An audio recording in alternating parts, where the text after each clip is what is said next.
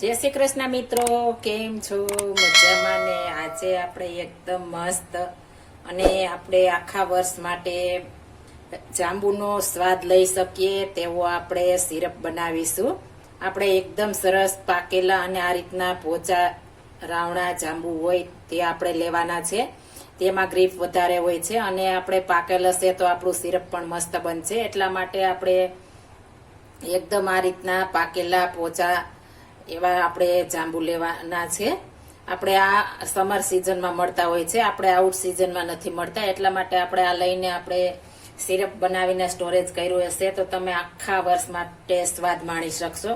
આ સિરપ તમારા આખા વર્ષ માટે આવું નાવું રહેશે. સ્વાદ અને કલર પણ ચેન્જ નહીં થાય, આવું નાવો રહેશે અને એકદમ મસ્ત બનશે. અને આનું આપણે શરબત પણ બનાવી શકીએ છીએ અને જાંબુ શોટ પણ બનાવી શકીએ છીએ. આની આપણે ઘણી બધી રેસીપી બનાવી શકીએ છીએ. એટલા માટે આ રીતના આપણે સ્ટોરેજ કરી લીધું હોય તો આપણે આખા વર્ષ માટે કામ આવે. મેં એકદમ ધોઈ અને સ્વચ્છ પાણીએ ફરીથી ધોઈને આપણે લૂછીને લઈ લીધા છે. હવે આને આપણે ગ્રીપનો ભાગ કાઢી લેવાનો છે. છરી વડે આ રીતના આપણે સુધારશું એટલે એકદમ સરસ સુધારાઈ જશે. આ રીતના આપણે એકદમ ભરાવદાર જાંબુ હોય તે લેવાના છે એટલે આપણે ઠળિયો પણ ફટાફટ જુદો પડી જાય. આ રીતના હાથેથી પણ આપણે જુદા પાડી શકીએ છીએ અને છરી વડે પણ પાડી શકીએ છીએ. હાથેથી આપણે ફટાફટ પડી જાય છે. આ રીતના એકદમ પાકેલ હશે એટલે આપણે હાથેથી આ રીતના ફટાફટ જુદા પડી જશે. અને આપણે લેડીઝ લોકોને કામ પણ જાજા હોય છે તો આ રીતના આપણે હાથ વડે કરીશું તો ફટાફટ બની જશે. અને આપણે ગ્રીપ જરા પણ નહીં હાથ વડે કરીશું તો. એટલે આ રીતના આપણે મસ્ત બધા ઠળિયા કાઢી લેશું અને એક ક્રીમ આપણે ગ્રીપ બધું એકઠું કરી લેશું. આ રીતના એકદમ સરસ આપણે ફટાફટ બધું ગ્રીપ નીકળી ગયું છે અને આપણે આ ઠળિયા નીકળી ગયા છે. આ ઠળિયાને ફેંકવાના નથી. આનો આપણે મુખવાસ બનાવીશું તો આપણે ડાયાબિટીસ વાળાને ઘણો ઉપયોગી થાય છે. એટલા માટે આપણે આને ફેંકશું નહીં. આની આપણે રાવણાની ખાસિયત એ છે કે આપણે તેને છાલ અને તેના બીનો પણ આપણે ઉપયોગ કરી શકીએ છીએ. આપણે કોઈ વસ્તુ ફેંકી નથી શકતા. આનો વિડીયો જો તમારે જોવો હોય તો મારી ચેનલમાં તમે જોઈ શકો છો. કામાખ્યા અન્નપૂર્ણા કિચનમાં મેં આગળ મૂકી દીધો છે. હવે આપણે આને ક્રશ કરીશું. આપણે મિક્સર જાર લઈ લીધી છે, તેમાં આપણે નાખી દઈશું. આમાં આપણે પાણીનો જરા પણ ઉપયોગ કરવાનો નથી. આપણે એમણમ ક્રશ કરવાનું છે. પાણીનો ઉપયોગ કરીશું તો આપણે બગડી જશે. અને આપણે જો રાવણા લીધા હોય ને કડક થોડાક હોય તો એક દિવસ બહાર રાખવાના છે. એટલે આ રીતના તમારે ફટાફટ ઠળિયા નીકળી જશે અને તમારે મહેનત પણ નહીં પડે. હવે આને આપણે એકદમ સરસ પાણી વગર ક્રશ કરી લેશું. આપણે સરસ પલ્પ તૈયાર થઈ ગયો છે. હવે જે વાટકીમાં આપણે ખોલાતા તેમાં જ આપણે નાખી દેશું. આપણે પરફેક્ટ માપ સાથે કરવાનું છે એટલા માટે આપણે પરફેક્ટ બનાવીશું. આપણે એક વાટકી પલ્પ નીકળ્યો છે. તમે કોઈ પણ વાટકી ઘરમાં રેલ સેટ કરી શકો છો ને. એક વાટકી મેં ખડી સાકર લીધી છે.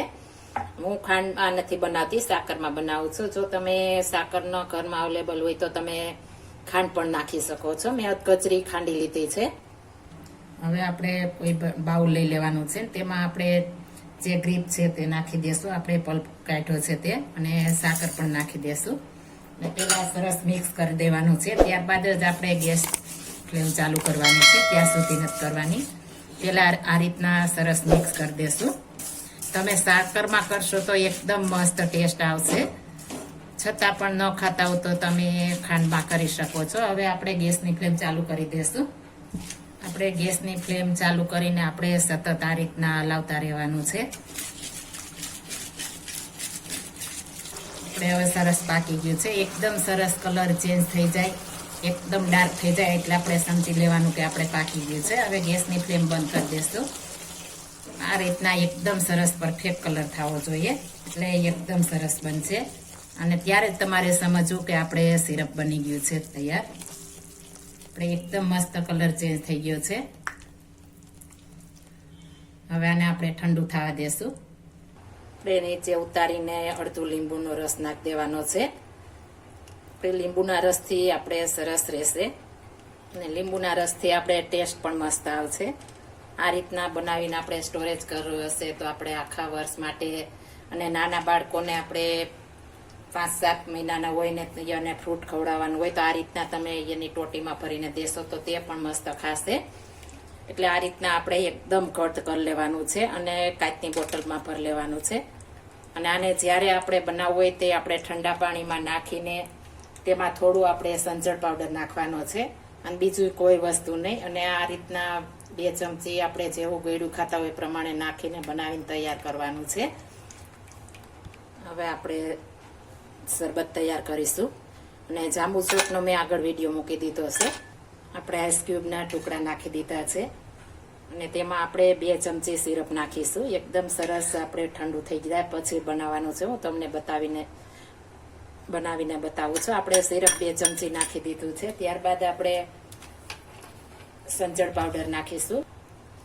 આપણે ખારું આપણે જેવું ખાતા હોય પ્રમાણે નાખી શકો છો. 2 ચપટી જેટલું નાખ્યું છે. ત્યારબાદ આપણે ઠંડુ પાણી નાખીશું અને એકદમ સરસ આપણે હલાવીશું. તો આપણું એકદમ મસ્ત આપણે જાંબુનું શરબત તૈયાર થઈ જશે.